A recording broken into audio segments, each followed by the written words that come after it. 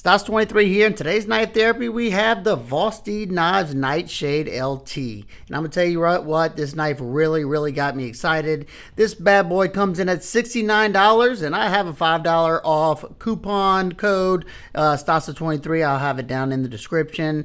You can also get the knife with a awesome titanium pry bar with a pocket clip, a nice thick titanium bottle opener, pry in with a nail puller end on it. Very cool.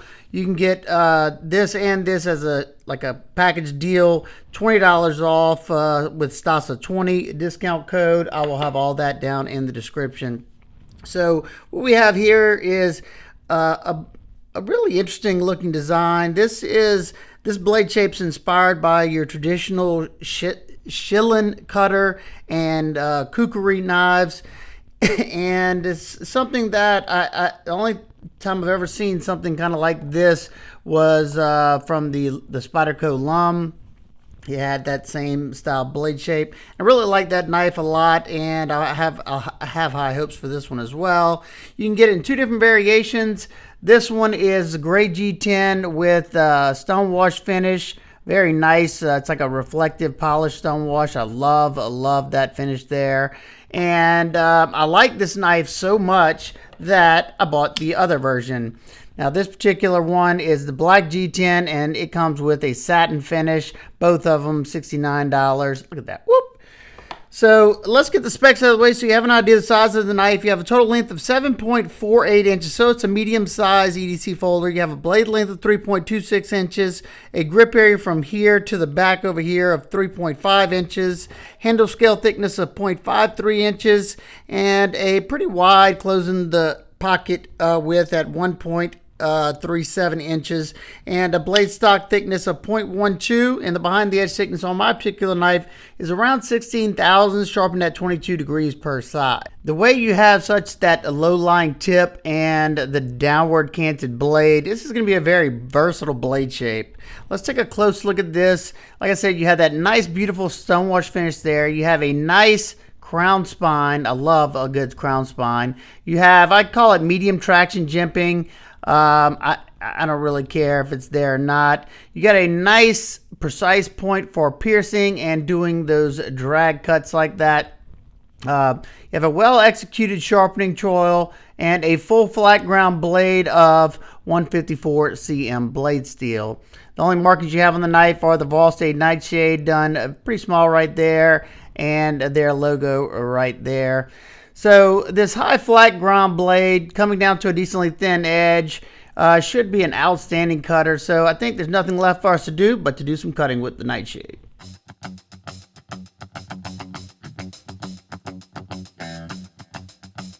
Right away I was blown away with how well this knife was slicing.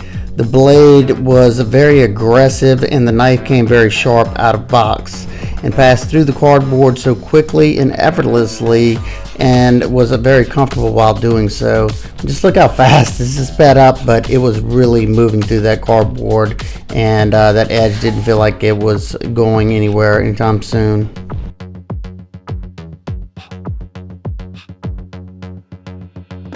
Now to test the ergos and see how well that edge is still biting into this pine 2x4. The edge wanted to bite deep with little pressure. The blade shape allowed me to take deep chunks out of that wood, and the contoured scales were very comfortable while doing so.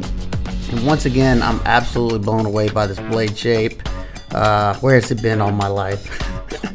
At the very end of the wood carving, when I was exerting the most pressure, I did notice that my pinky was falling into the little hole on the pocket clip, causing a little discomfort, and I'm guessing with some prolonged cutting like this I would start to feel a little bit more.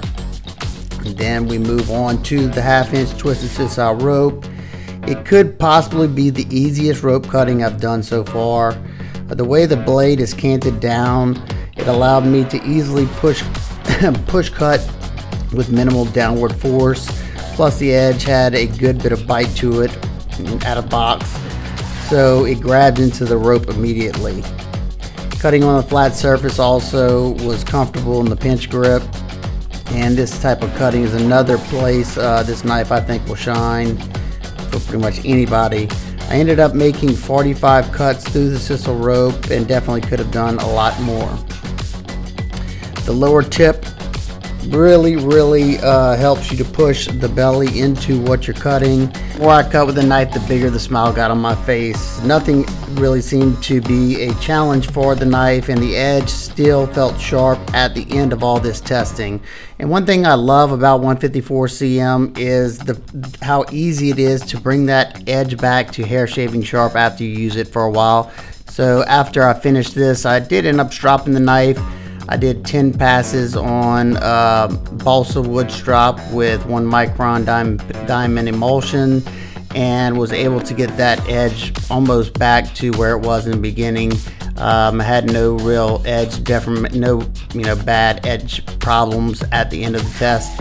So very awesome to see. Like I said, Kizer does an excellent job with their 154 cm, and it definitely showed with this Nightshade LT. Needless to say, I am absolutely blown away by the performance on this knife.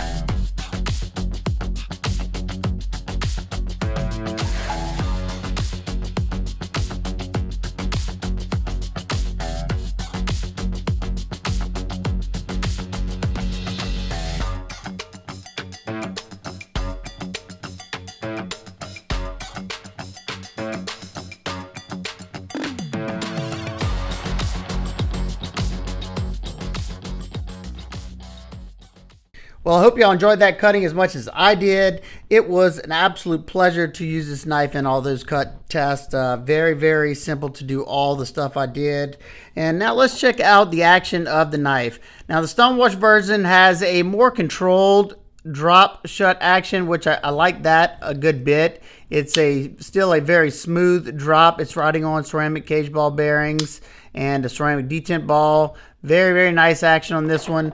Now the satin one has a almost guillotine blade drop on it, so I guess it depends on what you're looking for, and I don't know if that's just my 2 samples.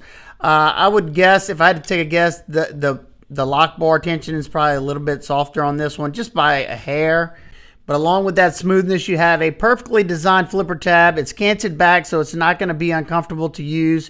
You have nice fine jimping there that does a good job of grabbing the finger, so you can just literally pull back and do the light switch motion, and that thing's going to come flying out. You can also push button it if you want it to come out a little bit faster, but both of them are very reliable. Now let's take a look at this handle. You have smooth G10 that it's not slippery, it's not polished or anything, so you do have some decent traction to it. You have a nice pivot collar, white G10 pivot collar here, somewhat of a decorative pivot. You have T6 on the body screws. You have a lanyard hole that will fit 550 paracord. You have a T8 on the pivot and T6 on the body screws. However, they are countersunk, and the clip is countersunk into the scale. The pocket clip is deep carry, but it is tip up right hand carry only. Let's check it out in the pocket. I noticed the pocket clip went in and out of the pocket nicely, even though there's not a whole lot of ramp there. It still cleared my jeans very well and my shorts. Now it is a little bit wider. It's going to take up a little bit more of the pocket, and you do have a flipper tab that is pretty pronounced, so it may catch your finger when you go down there. However, I never have an issue with that. Comes out of the pocket nicely. But one thing I did talk about in the cutting is I did get somewhat of I guess you'd call it a hot spot, where my pinky was kind of falling into the middle of this, the fat of my pinky, causing it to be uncomfortable. But I was using probably the most force I would possibly be doing with this knife, so I don't really call that an issue. The knife is fairly lightweight due to the heavy skeletonization. You have some skeletonizing on the lock side and on the show side scale as well. Flow through construction, so if you want to blow this out or wipe it down with a Q-tip, it's very easily done there. You have 2 standoffs in the back, and let's check out the weight. First off, in grams, we have 102.1 grams and 3.6 ounces. So like I said, very good weight there. Didn't really notice it in the pocket. Now let's check out that lockup. Your lock is sitting at around 40%. Absolutely no play up or down, left or right. Very solid lock up here. Access to the lock bar is excellent because of this cutout right here. They do have some texturing right here, but it's smoothed over, so it's not uncomfortable, but I could easily get my finger in there, and rather comfortable as well. Now for some quick size comparisons, we have the Ontario Rat Model 1 and the Ontario Rat Model 2.